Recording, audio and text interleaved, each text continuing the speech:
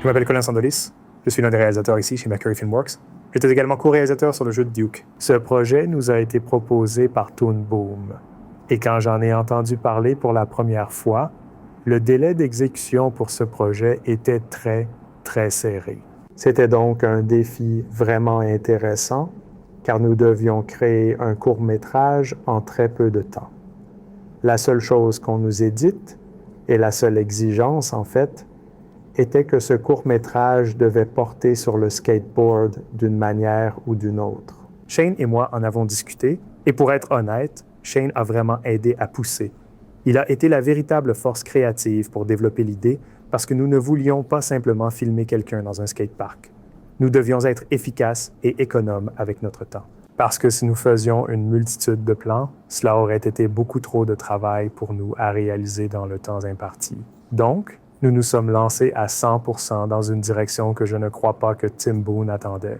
Mais la raison en était que nous devions garder cela économique et rapide afin de le tourner dans le temps que nous avions.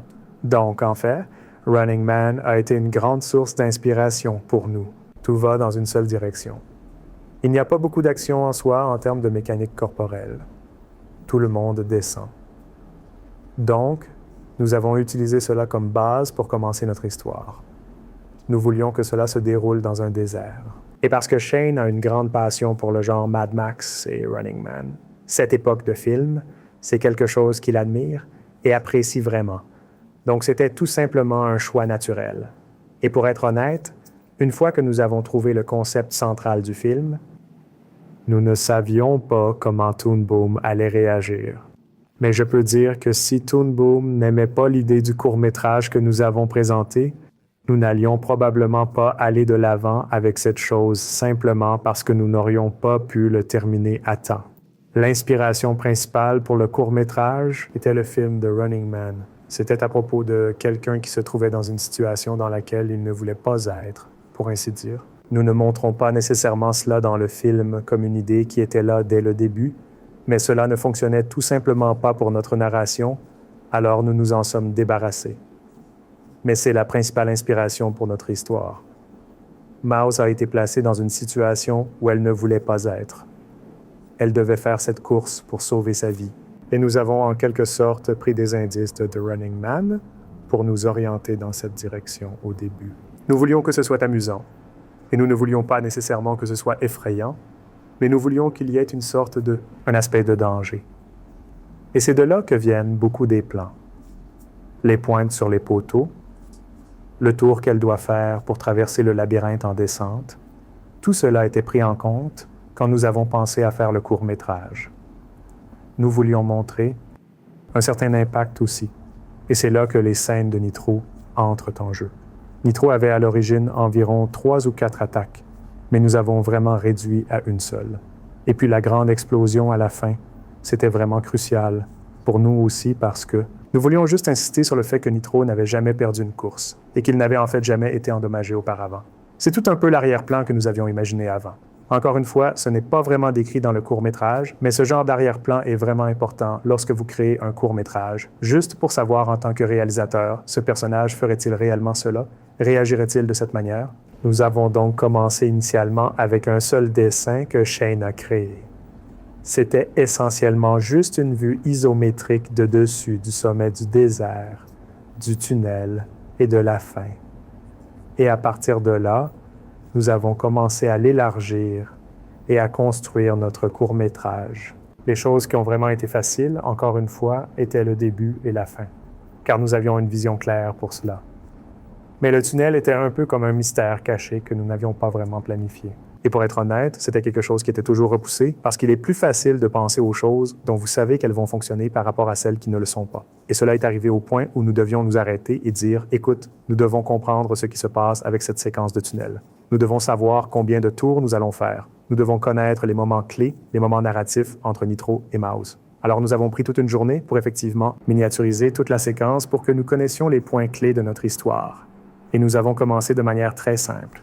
Nous avons simplement commencé à écrire ce que nous voulions qu'il se passe. Et puis nous avons commencé, une fois que cela était fait et que c'était clair, à ébaucher notre processus, ébaucher les points clés de notre histoire et voir comment ils s'enchaînent. Et tout de suite, Nous avons constaté que les choses prenaient trop de temps, car nous avions ce point idéal d'environ 1 minute 30 à atteindre. Donc, nous avons commencé à monter avant même de faire des planches. C'était juste tout dans un tableau blanc, et nous rayions des choses, créions des flèches, disions « ce moment va ici, ce moment va là ». Nous sauvegardions aussi des trucs. Nous aimions bien quelque chose, et c'est toujours difficile de repousser quelque chose qu'on aime tellement.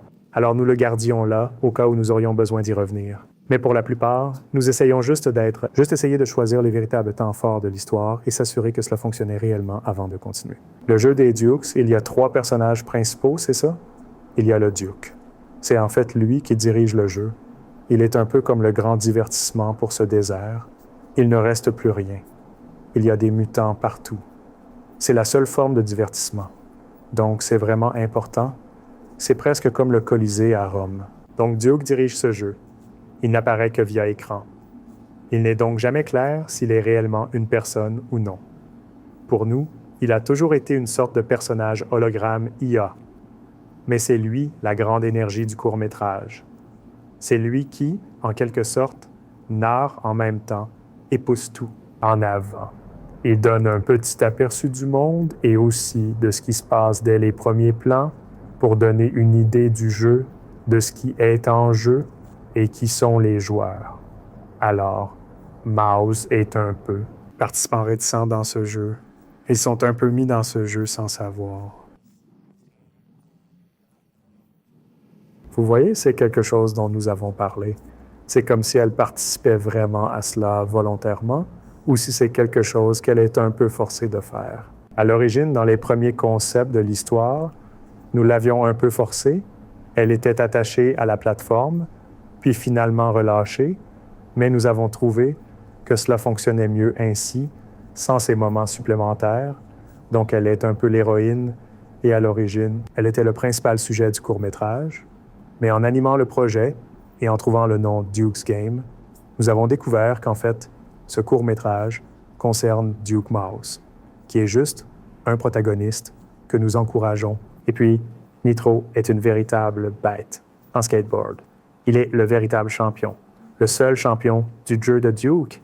Et on ne sait pas depuis combien de temps il est champion, mais il n'a jamais été vaincu. Une sorte de chose d'histoire que nous avons imaginée Nitro était à l'origine un homme, mais au fur et à mesure qu'il progressait dans le jeu, il est devenu de plus en plus un robot sensible, au point de ne plus avoir d'humanité.